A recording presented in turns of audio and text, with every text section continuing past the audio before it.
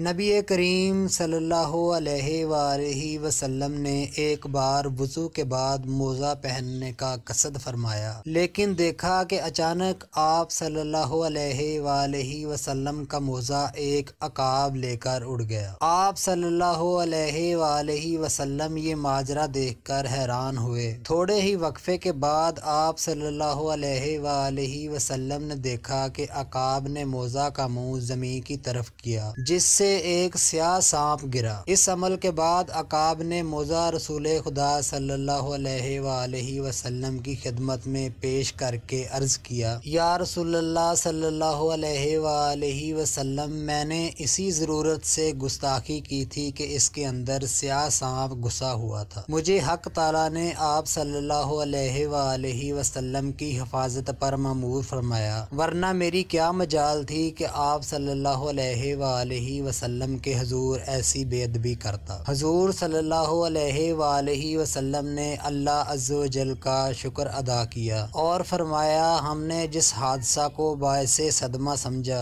وہ دراصل وفا اور باعث رحمت تھا۔ عقاب نے عرض کیا کہ میں نے ہوا میں اڑتے ہوئے موزہ شریف میں سانپ دیکھ لیا، تو یہ میرا کمال نہیں یا رسول اللہ صلی اللہ علیہ وآلہ وسلم، یہ آپ صلی اللہ علیہ وآلہ وسلم ہی کے نور اور روشنی کا فیضان اور عکس ہے۔ آپ صلی اللہ علیہ وآلہ وسلم تو سراج منیر ہیں، اگر کسی دل کے اندھے کو نظر نہیں آتا تو اس کا اپنا قصور ہے۔ درس حیات: آئی ہوئی مصیبت کسی بڑی مصیبت سے بچانے کا ذریعہ ہوتی ہے، اس لیے حالات کو سپرد خدا ہی رکھنا چاہیے۔